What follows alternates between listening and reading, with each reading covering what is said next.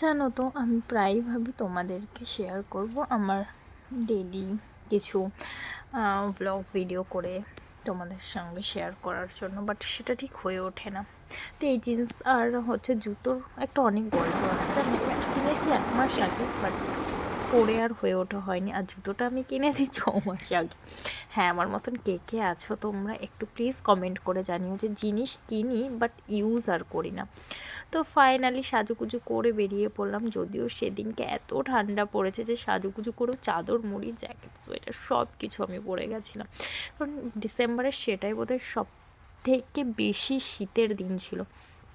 ঠান্ডার মধ্যে কাঁপতে কাঁপতে চলে এলাম 2 সখা মিলে ক্লাসে। ফাইনালি প্রায় 1 মাস বাদে আমি এসেছিলাম ক্লাসে।